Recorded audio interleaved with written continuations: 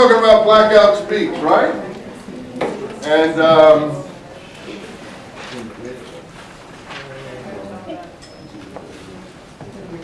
have you guys been reading this? You got anywhere in this? I think this is it's the longest book we've had to look at, but it's also, I think, the easiest in terms of reading it. It flows. It isn't something you have to fight against to make yourself read. I mean, it's boring in places, I admit, but when it's good, it's really good, and when it's boring, it's really boring.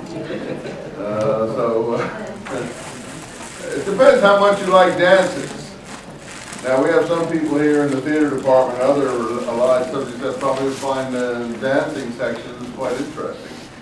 I'm not too much into dances, so I'm more into history and stuff. So, and of course, battles. I love battles. I watch the History Channel all the time. So there's a lot of good battles in this. So it's good enough for someone like me. I like battle scenes. But I notice that my wife and my daughters-in-law and others of my daughters, they don't like battles. They don't like watching the History Channel much. So there's a real disconnect, it seems, between the masculine and feminine on that side. Am I wrong? Is that true? Any women watch there's a channel on the cable which only has battles on it? What's the name of that channel that only has battles? It has sort of the tanks that are like drawn in abstract, Marshal Zhukov versus General von Ribbentrop or something, or Alexander the Great versus so-and-so, or Spartacus versus, have you seen that kind of stuff? What channel is that? What's it called? I guess it's the History War channel or something. How many guys watch that in this class? You watch it. Anyone else? How many women watch that? Nobody. Well, we're in a minority. We're in a minority now. Put me in Fallujah, I can be really, I feel real at home there. I would go tomorrow if they let me go, particularly as a cameraman and as a reporter, but I certainly would never have released the video of that guy shooting the insurgents, whatever he was there. I think that something's wrong with the public relations when they release a video like that for worldwide consumption and make our Marines look like a bunch of creeps. I mean, I think that is not representative. Yeah. What's the story behind that? I wish I knew. Yeah, I think that's really low. Seems like I've heard a lot of speculation. Yeah, I have no idea. What have you heard? More or less, I just heard little sound bites from the news, but I don't have the whole story. It seems like they put him in a bad light. Oh, they shot him. He was wounded. He shot him. Well, in the heat of battle, I mean, when you're losing buddies and, there's guys, who are suicide bombers and people blowing themselves up who are pretending to be dead. I mean, I'm not surprised a trigger-happy guy shoot anyone. I just told you that last time, that I'm not surprised that what happened in the Native American thing happened. At Wounded Knee, we discussed that, right? At least I gave you my take on it. I mean, when you got trigger-happy soldiers who are nervous about their own lives and maybe living in maybe they're wrong in their perceptions, but, that kind of thing is definitely going to happen. So, on all sides. So, I don't think you should put it on TV, frankly. So I think there should be some censorship in the sense that, now, you may disagree with me on that. I think that it undermines the morale of the home front and it undermines the morale of the soldiers. And it gives aid and comfort to the so-called enemy. Maybe you think the so-called enemy isn't the enemy, so giving aid and comfort to them is a good thing. But in my mind, those poor kids are not asking to be out in Iraq, and they're not asking to do the job that they're being sent out to do. So if someone puts them in a bad light and makes them look horrible when they really emotionally are not horrible, and I think they aren't horrible because they're just you and me, they're friends of yours, they're neighbors of yours, the people that you grew up with. You know what they're like, those guys and women who are out there. then I think someone's done a disservice. So it seems to me some journalist just wanted to get himself a good story and become famous. That's what I think. And you can always get a shot like that if you're looking hard enough. But he didn't need to put that over the video to all. And that's being played over and over and over again on Middle Eastern TV as if that was the whole thing. So what's that going to do? That's going to turn off like 100 million people. And I don't know if you guys know what we're talking about, but it's been on the news. In fact, we're talking about it. Well, you say, well, why shouldn't you put that on? Well, are those people putting on their TVs over and over again, people cutting people's heads off with penknives? You know, so they put this one thing on there as if that's something horrendous when it's in the heat of battle, and yet what is being done to provoke that thing is never even put on their television. So I don't think that's fair. And I don't think that our news media, who encouraged because they're trying to get a story or make a big splash, are being very thoughtful about that. You say, well, why didn't someone stop it? I don't think they have censorship. And the guy has to do it himself. He and his editor have to do it. The editor, it's NBC News, that was NBC News. The editor and him have to decide, are we going to let this out? Because once it goes out onto the video stations, any media in the world can pick it up. And again, what you're hearing is that they're just playing that over and over and over and over again on all the Middle Eastern television stations, because that's what American troops do. And that's not what American troops do, to my knowledge. It's not what you guys do. I think many of you guys know people in the reserves, and we're in the, that's what we do. You put them in the war, I mean, it's a terrible thing. Yeah, but it's not the normal behavior of an American soldier, except under pressure. Some terrorist is about to blow himself up, and this guy with the hat over here is a terrorist. He said, if you're a terrorist and you got a bomb on you, and you're about to blow yourself up, or I think you're about to blow yourself up, I guess I'm going to try to shoot you. I mean, that's unfortunately what the world's become. Pretty gruesome. Pretty gruesome. Not pleasant. Okay, well, I guess it's a good background to black out, because I guess what we're seeing here in this book.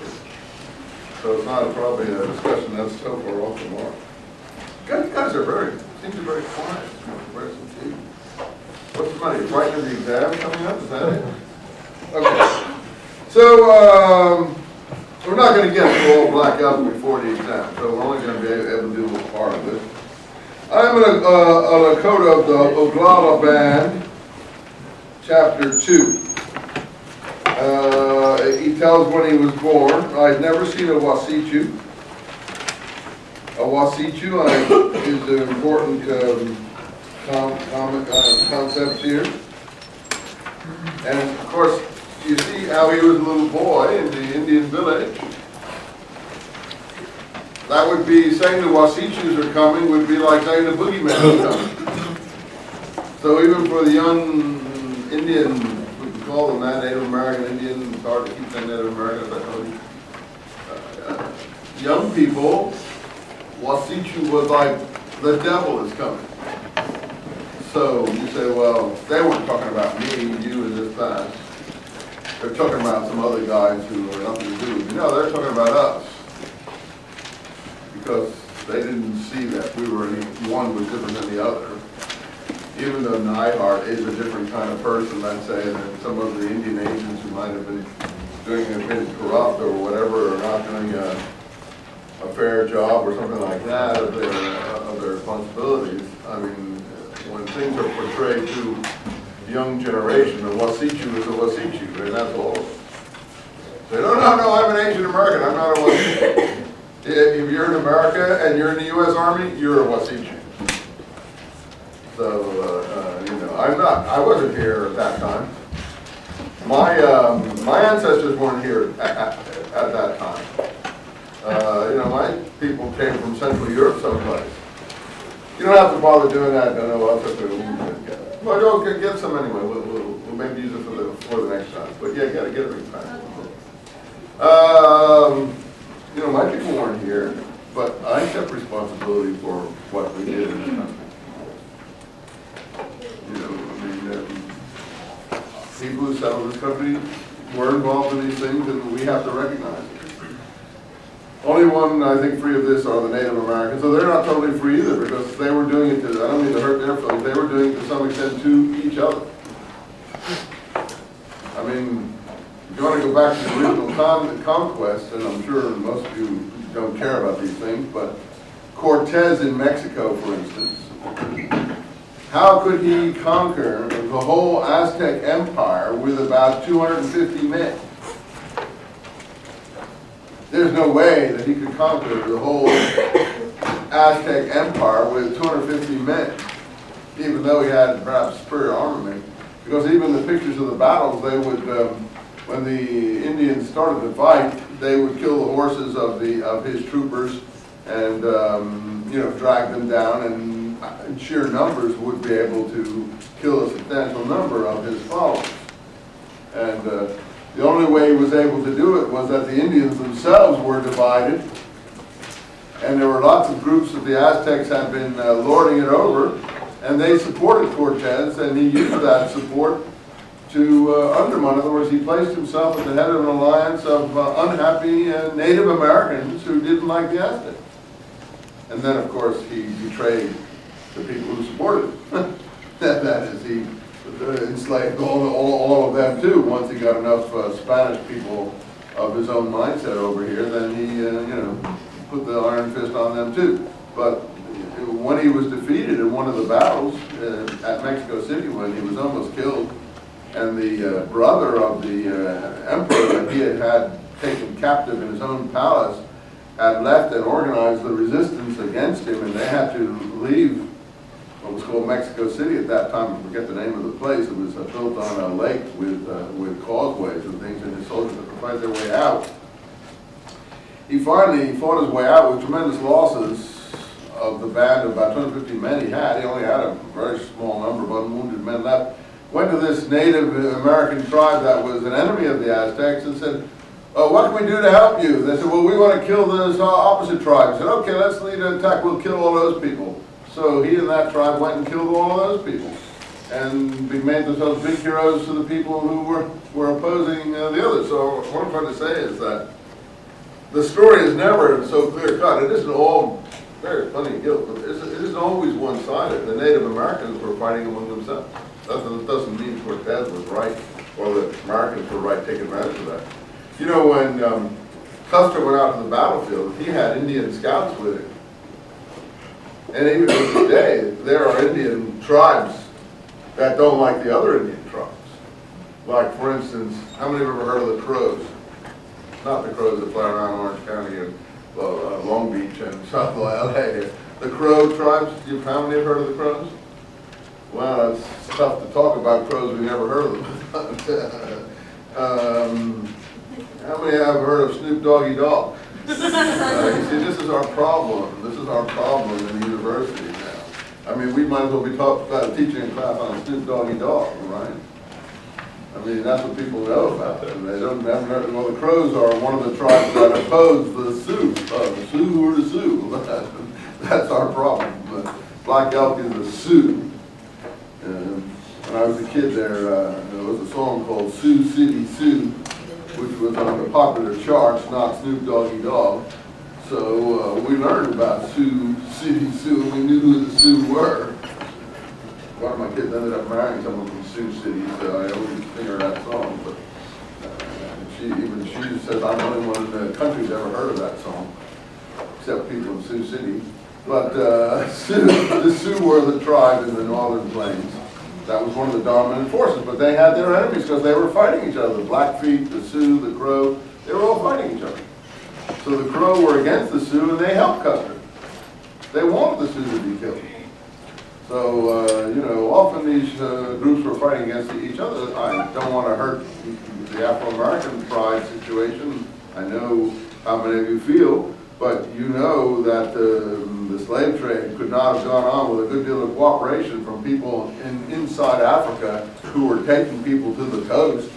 I mean, who were the people selling those people to the people on the coast to sell to the slave trade?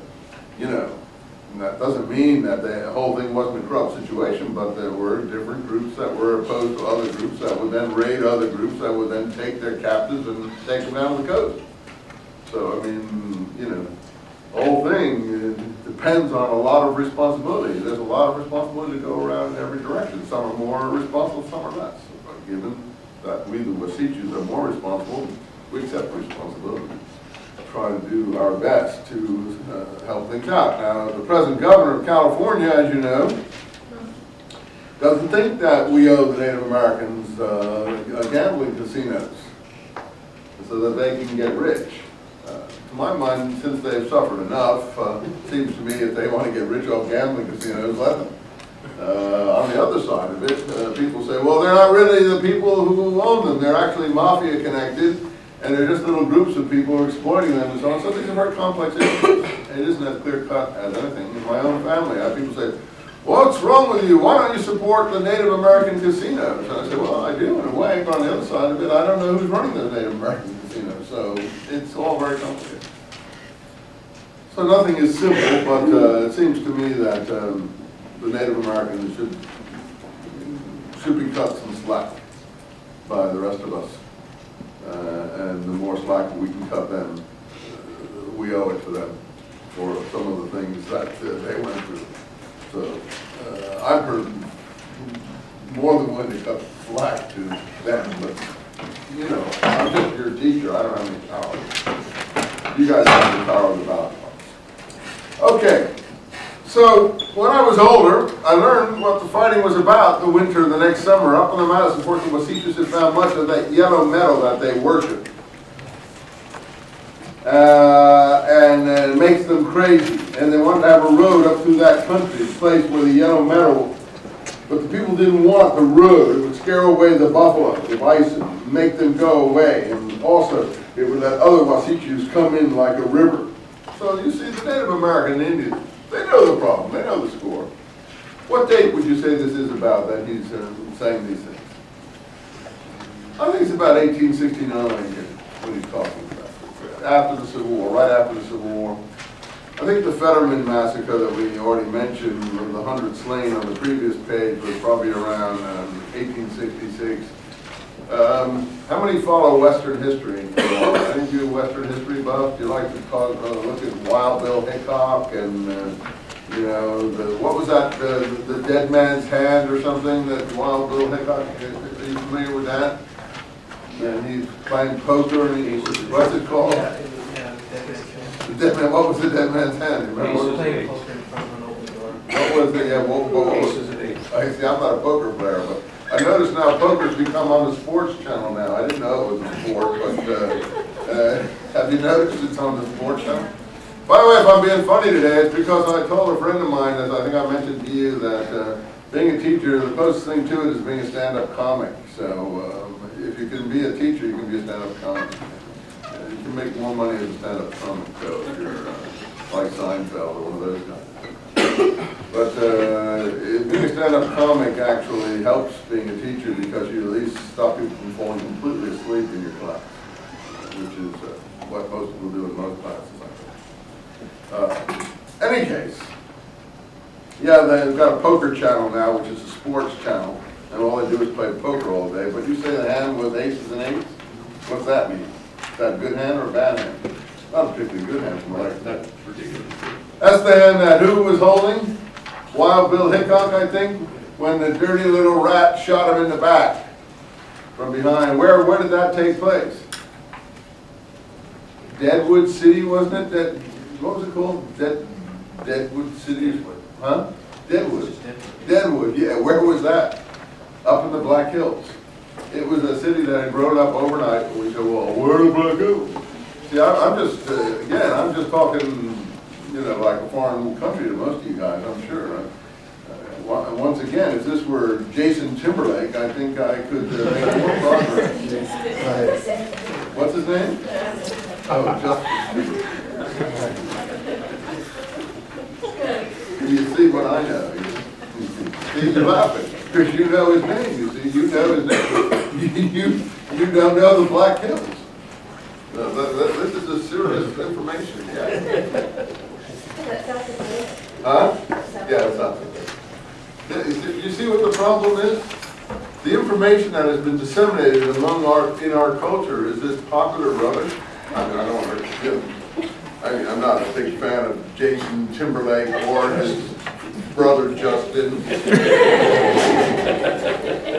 Or the earring in his ear or not the earring in his ear, or with whoever his present girlfriend is, the young lady from Long Beach Poly that he's presently chaperoning. Is not his latest girlfriend? I'm up for that much. What? Yeah, Cameron Diaz. Yeah.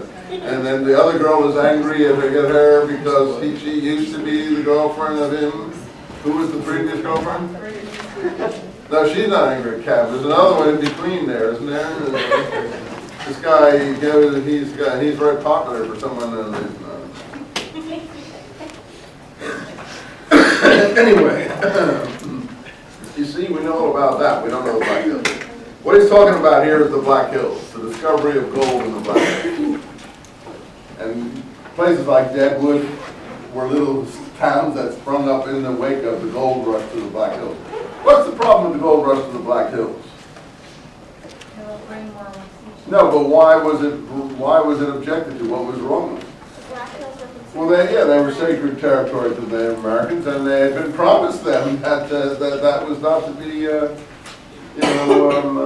intruded upon in the treaties that had been signed. There were treaties that had been signed. And as the American Indians say, every treaty they ever signed with us was broken. And probably they're pretty much correct. At least, I would say 85% correct anyway. Okay, so the Black Hills is the sacred ground for at least the Sioux, not all Indians necessarily. And do you know who helped push these people into the Black Hills to get gold?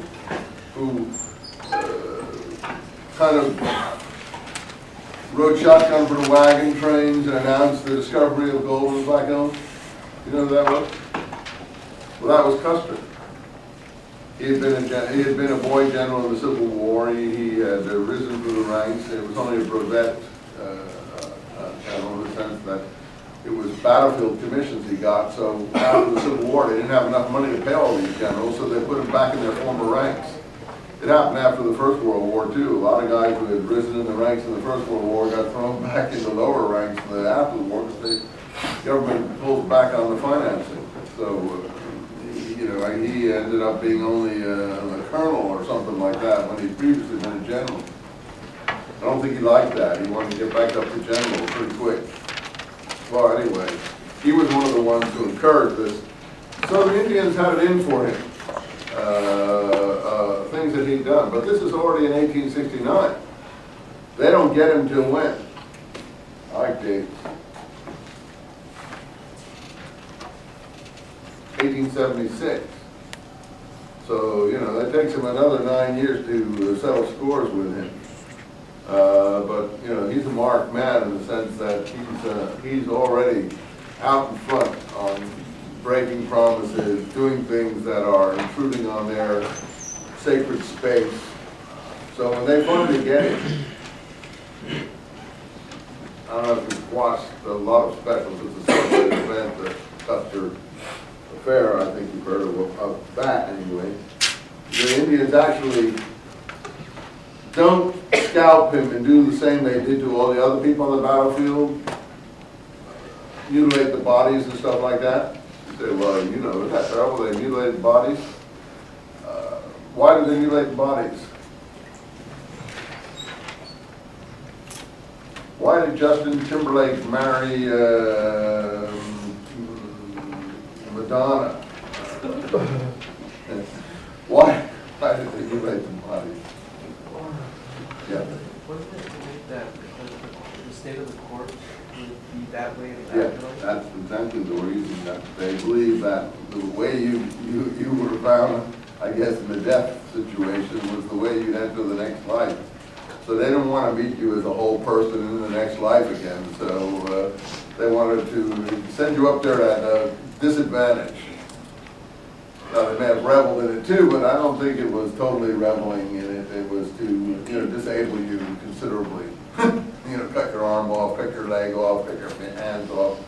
Do stuff like that that would reduce your ability to avenge yourself on them in the next life. look, and these beliefs are not something that is easy to comprehend.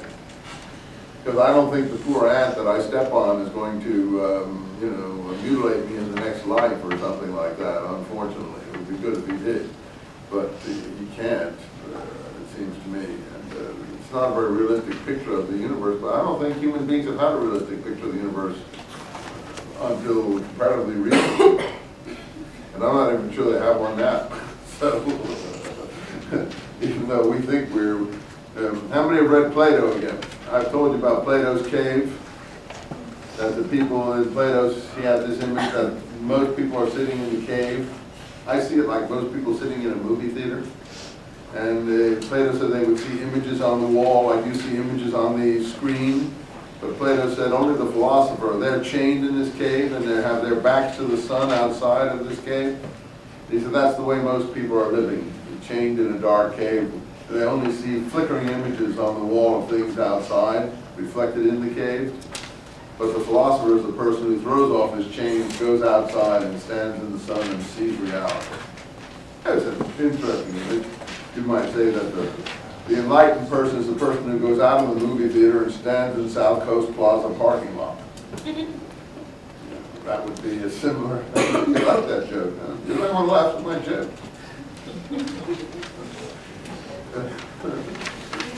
So that's the enlightened person. It's a good image, but the question is, do the Native Americans, are they living in the cave? Well, I think for Plato they're living in the cave, but so were the Greeks as far as Plato was concerned. Only the philosophers are the enlightened people as far as Plato was concerned. In my view, today, are we still living in a cave? Probably we're still pretty much deep in the cave. And are we getting out of it? I guess so, but what's out there is difficult for anyone to see because what's ever out there seems so many light years away that we're never going to get there to find it anyway. So even being out of the cave in the light doesn't seem to help a lot. And someone said the basic problem, I was listening to the person last night on TV who made the movie Alexander the Great that's going to hit the cinemas this week or next, Oliver Stone. And he was saying that Alexander the Great said all men actually are driven by one thing and one thing only, fear of death. And that seems to be a constant. And it probably operates today too, that ultimately everyone's basically driven by that. Whether it's true or not, I don't know. But it seems to me to be pretty accurate. Most of these myths are created by people afraid of death, aren't they? Don't know what to make of death. And most of these stories we tell ourselves, even the religious ones we have, and most of the religions we know, are just to comfort people because they're afraid of death. And I'm not saying you shouldn't be afraid of death, but almost everything ultimately, as the train gets closer, has to do with being afraid of death. Alexander the Great apparently said it when he was 30 years old, so he seems to have known. So, I don't know. In any case, mutilating people's bodies had to do with fear of death, you see. You see the circular logic there? I hope you see. So this is late 1868, 69, when they had a gold rush in the Black Hills. And the Indians were not happy about that. Now, Black Elk is still fairly young, so he's not really aware of what the significance of these things are. Once we were happy in our own country, and we were seldom hungry, and for them the two-leggeds and the four-leggeds lived together like relatives, and there was plenty for them and for us. This is pretty elegant prose here, and it's hard to say. You think Black Elk spoke like this, or Neihart cleaned him up? Neihart cleaned him up? Yeah, I'm of the opinion Neihart was a good scriptwriter and cleaned him up, but still, I'm sure basically he did speak like this. But the Wasichus came, and they have made little islands for us, and other little islands for the four-legged. And always these islands are becoming smaller, for around them surges the gnawing flood of the Wasichus. And it is dirty with lies and greed. What's he saying? What's that about? What are the little islands that he's made for us? Reservations. And what are the little islands he's made for the four-leggeds? National parks. National parks. National parks. but still there's greed. And my father once told me that his father told him that once a Lakota holy man called Drinks Water dreamed about what was coming, and this was long before. Lakota is what? We get the word what from that, Lakota? A mispronunciation moved into Dakota. Our Dakotas are the Lakotas. And who are the Lakotas? One of the Sioux Nation, as I said, several groups of Sioux tribes within the Sioux Nation. I think the major tribe were the Lakotas. I can't name you all the different Sioux groups. And he dreamed that the four-legged were going to go back to the earth. And a strange leg and a race had woven a spider's web all around the Lakotas. And he said, when this happens, you will live in little square gray houses, which is the kind of house that Nyhart comes to visit Black Elk in, on the res. And beside the square gray houses, you will starve. So Black Elk's dad already told them that. It had been a vision. They're very into visions. And Black Elk's dad told him that it was sorrow that killed his grandfather, whoever had this vision. And now you look out, Nyhart. Black Elk speaking to Nyhart. And you see when he met these dirty roof houses that we're living in here now, you see, he saw it all coming.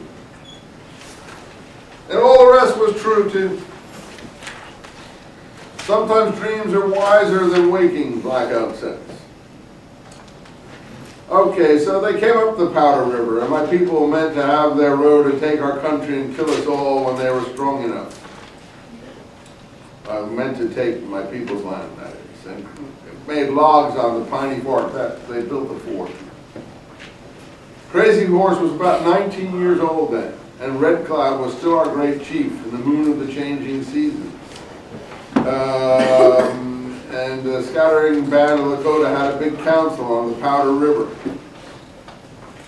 And Fire Thunder was there, so now he gets Fire Thunder, another Indian associate of Black Elk tells Nyhart some more stories here. But I don't know exactly what's going on here, but there's a big powwow going on, how to deal with the whites, the incursion of the whites, right after the Civil War, it's growing in numbers. Who's Red Cloud? Red Cloud was another of the Lakota Sioux chiefs who was probably the highest one, the most highly thought of one.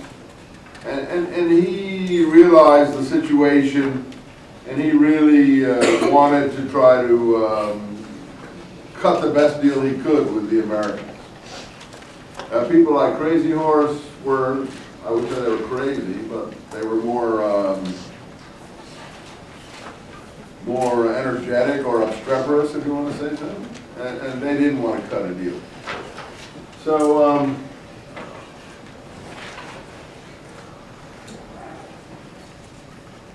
why do you think Crazy Horse was called Crazy Horse? It's in the book here.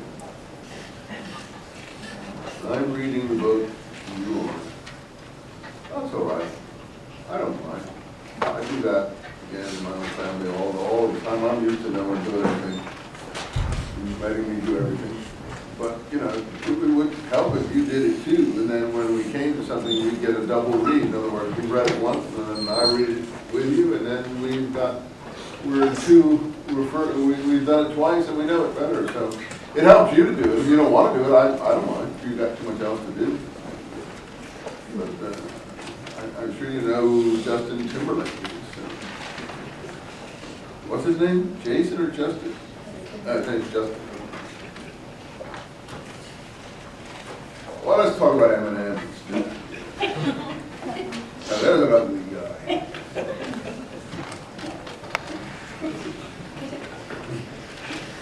You guys, if they voice, I don't know, do you guys like these people? They voice some really ugly people on there. I don't know if, it seems to be that they sell records and things, so obviously people like them. I thought we had better looking people when I was young. I think things have deteriorated a bit. I mean, we had people like Gary Cooper. He was a good looking guy. Clark Gable and Humphrey Bogart, and we had Bob Dylan. He's pretty ugly, I admit, but he still looked a little more attractive to me than Eminem. But maybe I'm wrong. Anyway, that's just a different generation gap, as you see. I guess you got to choose your own time. So, how come Crazy Horse was called Crazy Horse? It's in the book.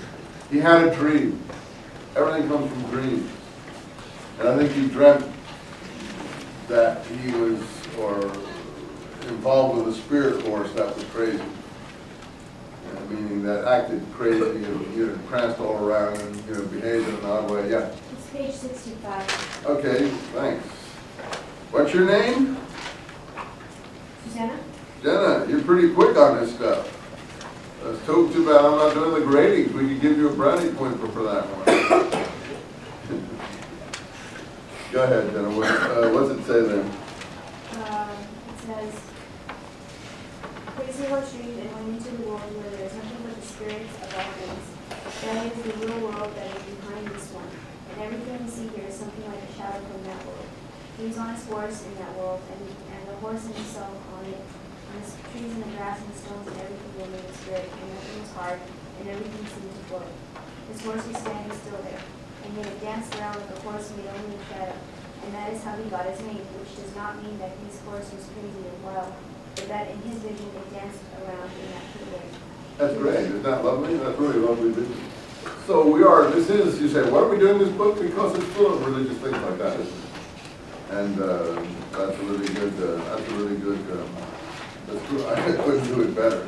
And that's a beautiful, see, the little pearls like that exist in this book. And you have to admit that is a bit of a pearl. Tell you how a person gets his name, because it's not what you would think. Oh, Crazy Horse, he must have been crazy. No. He the horse danced around that, what you say in the spirit world, right? And he had a dream about it, so that's how he got his name. So there's something really moving about that. And Crazy Horse is the most sympathetic figure in this book. Black Elk obviously loves Crazy Horse. We don't have any pictures of Crazy Horse that we can be sure is crazy. There are lots of pictures of lots of these people. Why don't we have any pictures of Crazy Horse? He wouldn't let himself be photographed. He thought it would steal his spirit or something like that. And there's no pictures of Crazy Horse. So there seems to be one of a young man, very slightly built, that people suspect was Crazy Horse. And he's a very beautiful person. Not very big, quite slender and slight, but much prettier than Black Elk, for instance, as a man. So they're making a big statue to him out there in the Black Hills. The Americans put all their presidents up on the Black Hills. That's very odd. They took the Black Hills, which was the Indian holy site, and put sculptures of their presidents up there. Yeah, how many have been up there in the Black Hills, seen the president? What's that look like? Any president? Not really? You guys aren't tired this morning. Get better, Thanksgiving better come soon. I don't think it can come soon enough to get you guys moving. So you might say, why are you in such a good mood this morning? I'm in a good mood because the term's winding down too. So I'm happy. And I've covered most of the tough stuff. Now the rest of the stuff to me is fun. You just coast through to the end. Maybe you don't think so, but I do. I think the stuff we have left is just fun stuff. You don't look like you think so. I guess the work is getting up on you, huh? A lot of courses piling up the work on you guys? Yeah. Okay. So that's a gem, and I think that those are the things that are in this book if you can dig them out. So in this section here, Fire Thunder spoke here about this battle, and I don't want to read it, it's a pretty gruesome battle. But Black Elk continues, your page 10 and 11. I am I'm not quite sure. You see, this battle, my father got a broken leg in or something, according to the Fire Thunder speech, and then Black Elk picks up the narrative. I'm not quite sure I remember when my father came home with a broken leg that he got from killing so many Wasichus. So, you know, the killing went on both sides. I mean, we're not just talking about one side of the affair. When you start killing Wasichus, as we see in Fallujah, you're gonna pay. Doesn't matter what the reason is. You kill too many Wasichus, and you know all hell's gonna break loose on you. And that's one of the problems of a higher technological civilization with more population, with a lower technological civilization with less. You can't expect to be assaulting a higher technological civilization with a bigger population. Like, forget America. If you did it to the Russians, the vengeance would be 10 times even more. I mean, some nations just not going to put up with your killing them, whatever the justice of your cause. And that's just the way it is. And Black Elk's dad is brave, sure. So is Black Elk, I'm sure, and all the people around him. But they're going to pay. You say, well, why should they? Well, maybe they shouldn't, but that's the way the world is. It'd be better if they just sort of like said, hey, come on, let's sit down, let's see if we can sort this out a bit here. Of course, they're going to get screwed in the end, we admit that. But get the best deal, cut the best deal you can when you're up against a higher technological civilization. You're not going to win depending on their pity, are you?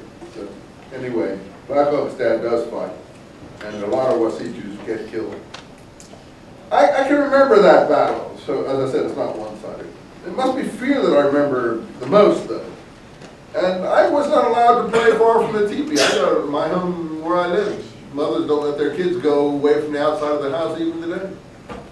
I don't know what they're all afraid of, but they were afraid of the Wasichus. If you're not good, the Wasichus will get you, his mother used to say to him.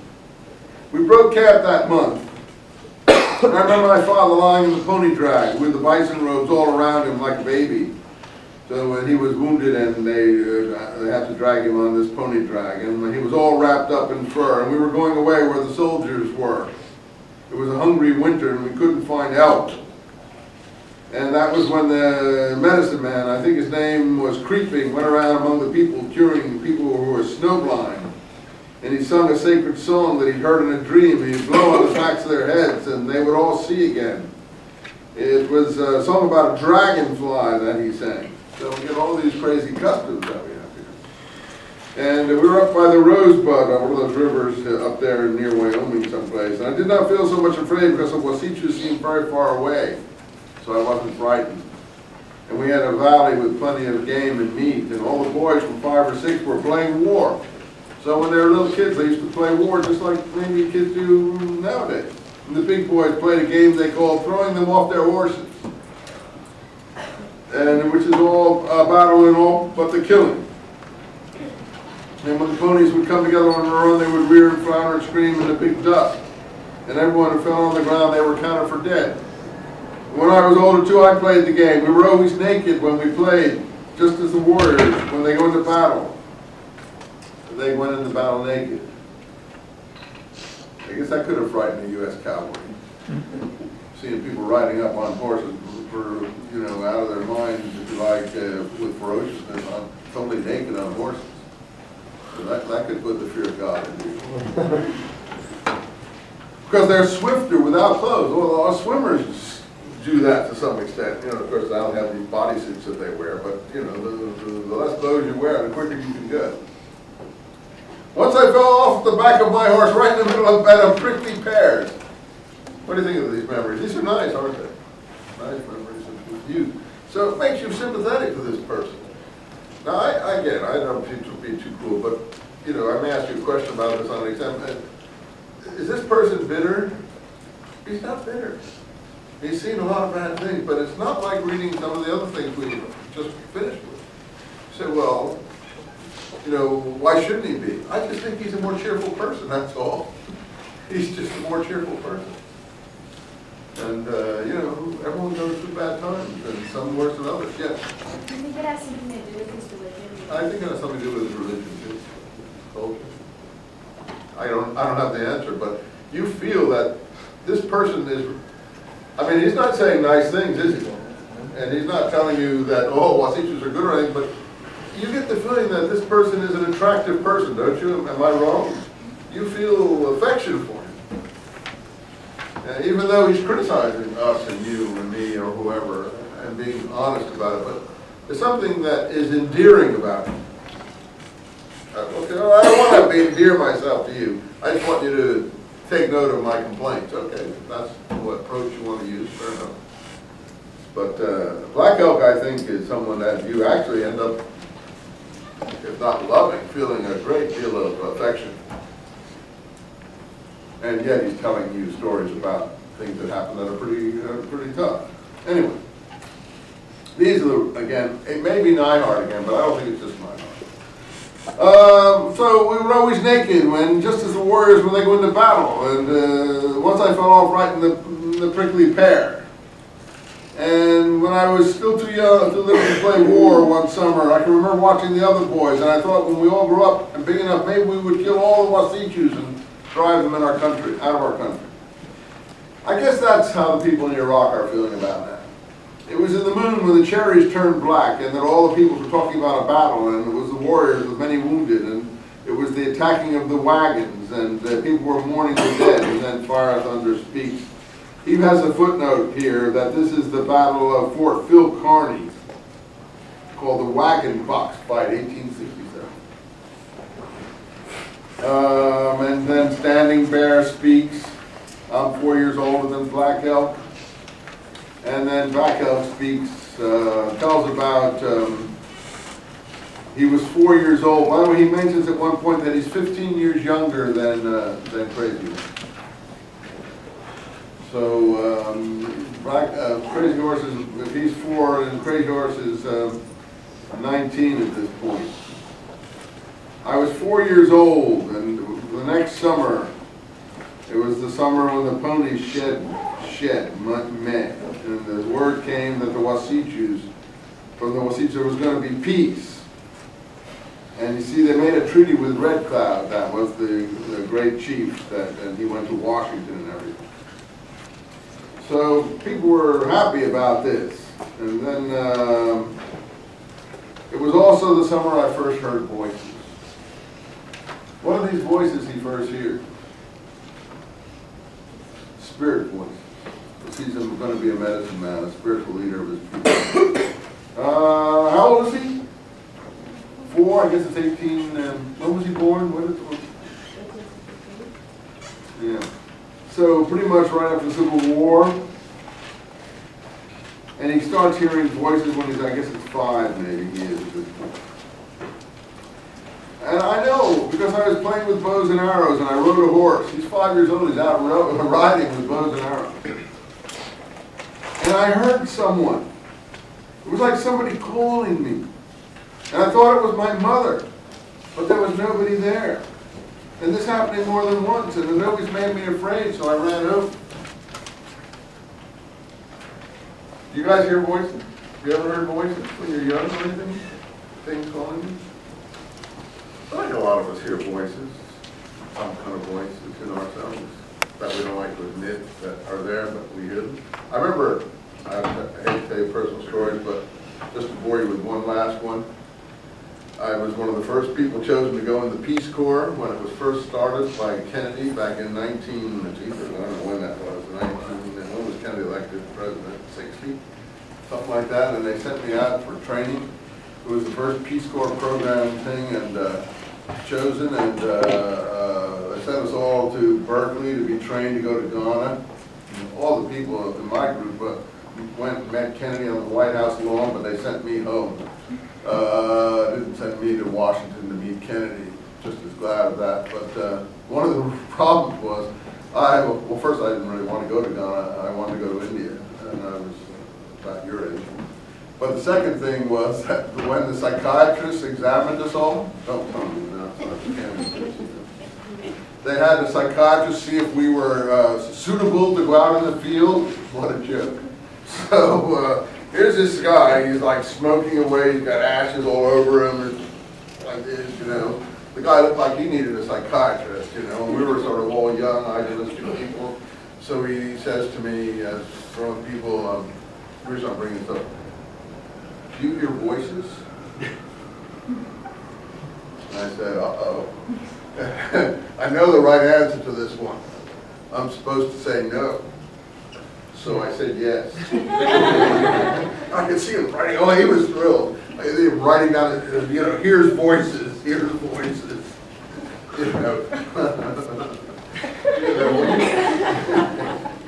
When you go in for these interviews, you be careful. Don't say what you're not supposed to say. You know what you're supposed to say. You're supposed to say you don't hear voices, okay?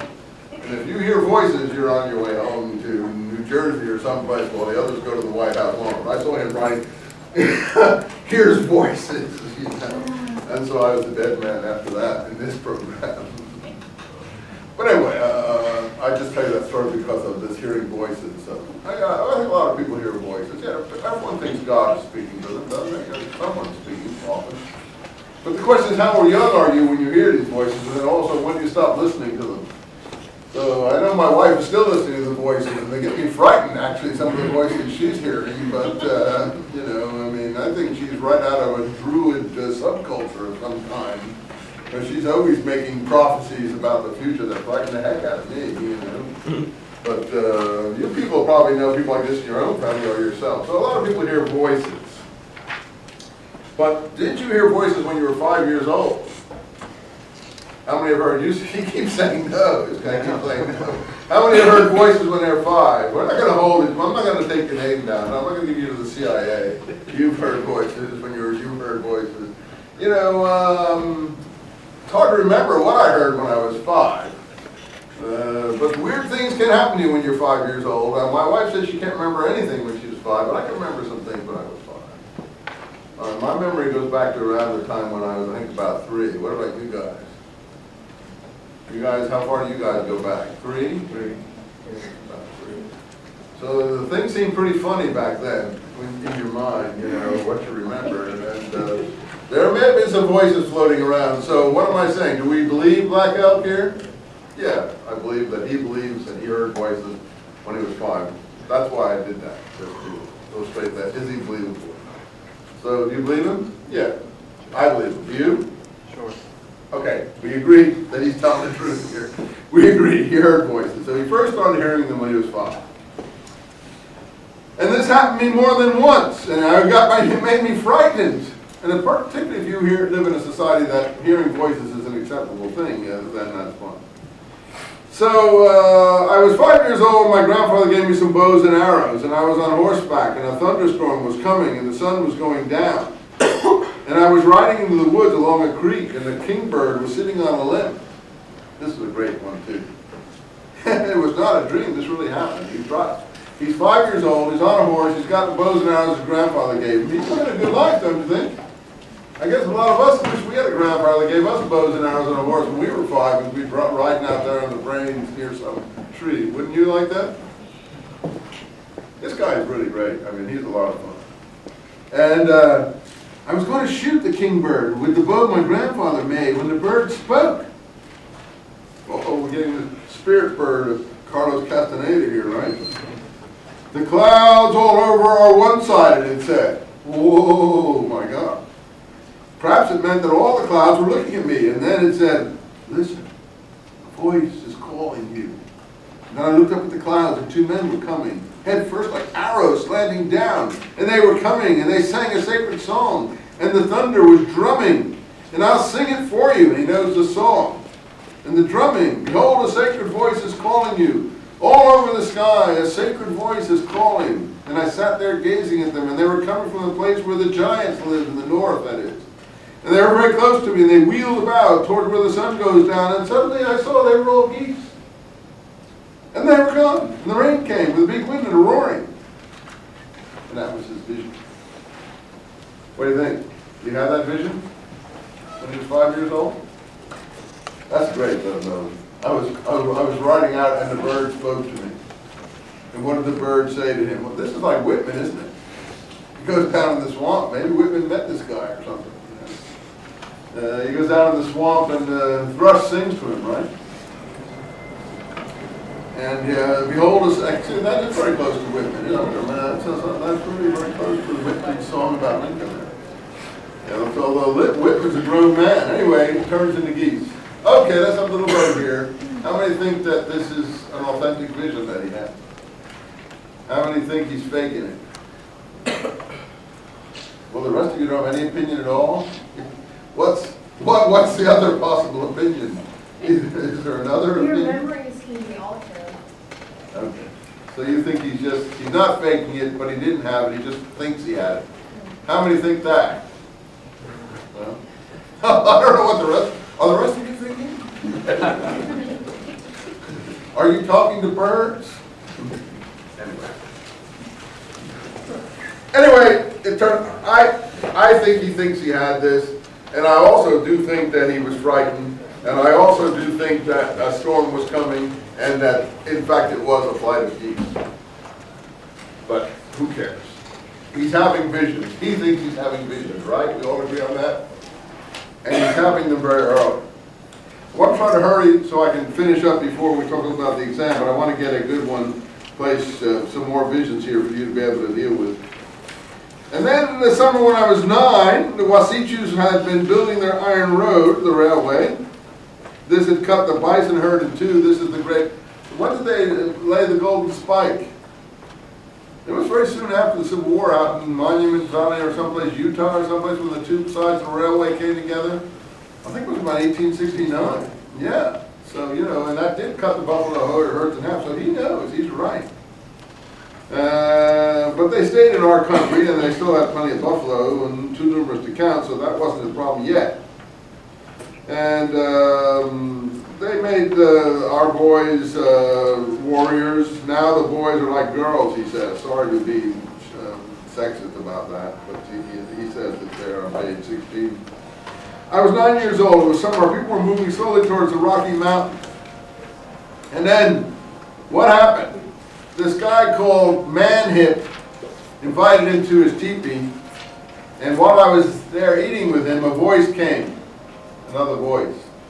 Now this guy is hearing voices continually from now on. It starts when he was 4 or 5, and it gets on now he's 9, and there it is. It's time. They're calling you. The voice was so loud and clear I believed it, and I thought I would just go where it wanted me to go. So I got right up and I started. And as I came out of the teepee, both my thighs began to hurt. And it was like I was walking in a dream and there wasn't any voice. And I went back into the teepee, but I didn't want to eat. And Manhip was looking at me in a strange way and told him my legs were hurting. And the camp was moving again. I was riding with some boys and we stopped to get a drink at a creek. And when I got off my horse, my legs crumbled under me. And I couldn't walk, and so the boys helped me again. The next day the camp moved, and I rode on the pony drag, and both my legs and both my arms were almost immobile. What's happened to him here? Well, he's obviously in a fever. He's caught a fever of some kind. Maybe he's got meningitis. Like you guys who are nurses would know something about this, right? Maybe he's, I don't know what's weakened him here. Something has happened. Any of you can recognize the disease symptoms here that you know about from your training? Anyway, how many of you, when you're young, you have fever, and really have weird things happen to you when you're feverish, and you remember weird things, and you want your mommy or your daddy, and you're lying in bed, and your head is maybe spinning or something? You felt all that kind of thing? Yeah, you remember all that? That's what he's talking about here. But he has a vision here that he remembers the rest of his life. And he has an outer body and a vision. He's 9 years old. Again, do you believe this one? I don't know. I guess so. I don't know what to say about it. I can't remember hardly anything at 9. I remember stuff at 3, but 9 is all confused by this time. So I can't remember if I had a vision when I was 9 or I didn't. He seems to know exactly how old he was when everything happened. Hurry, your grandfathers are calling. I could see through the opening 2 men were coming from the clouds, again the arrows, each carrying a long spear. Now this might owe something to the book of Daniel. I was telling you the Judeo-Christian biblical book called Daniel, where there's a lot of this kind of, or the apocalypse. So sometimes I think he's mixing in Christian apocalypse visions with his own visions here. But maybe not. Anyway, I went outside the teepee, and yonder the men with flaming bows were going. A little cloud was coming, and I stooped, and it took me and turned me back. This is his big vision. This is the great vision. This is the vision he's going to follow his whole life. This is the vision that he feels will save his people. This is the vision later on when he does the horse dance that he's going to incorporate in the horse dance in order to revive the spirits of his people.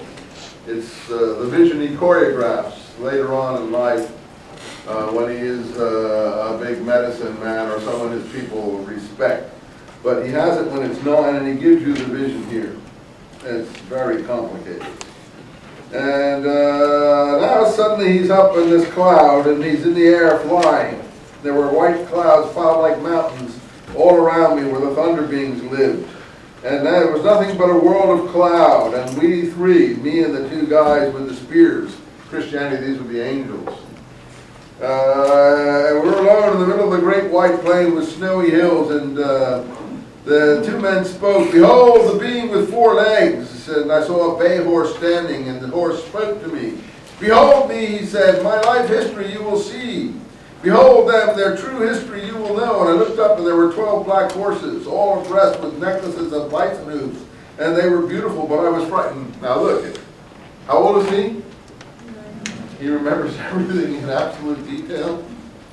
Can you remember a dream you had when you were 9 years old in absolute detail? Well, I can, but how many can? In this room, anybody can? No medicine men or women in this class. You can. Oh, okay, I know you have one. You can do it. Okay. I'm not laughing at you. I'm just happy someone can. So you can sympathize with this guy, right? Okay. He's got it down to absolute. So there are people, obviously, of this ability. And he's got it to absolute detail. Did you read this? Well, read it. This is going to be a long one. I don't know what to make of it. Anyway, it's got horses, and they wheel, and some are in the south, and some are in the north, and they all go in formation, 4 abreast, the blacks, the whites, the sorrels, the buckskins. And the bay horse was speaking to me, see, your horses are all coming dancing, and these are dancing horses. Make haste, the bay horse said, and we're walking together side by side. And I looked at once again, and suddenly the dancing horses with that number charged into animals of every kind. Again, it sounds a lot like Daniel and the Revelation type of visions, and I'm not sure how much he thinks he had and how much he did have. And he goes into the land where the grandfathers live. And there were about 6, and they all looked older than men can ever be, old like hills, like stars. Your grandfathers all over the world are having a council, and they have called you here to teach you. They want to teach you the powers of the world. Behold yonder where the sun goes down are the thunder beings. So he's talking about eagles here, and then the second grandfather, the first grandfather speaks to him, and the second grandfather speaks, take care, courage, younger brother. On earth a nation shall make live, for yours shall be the power of the white giant's wings, the cleansing wings. This is a huge vision. So it goes on, I think it's page 22 I'm up to in your book.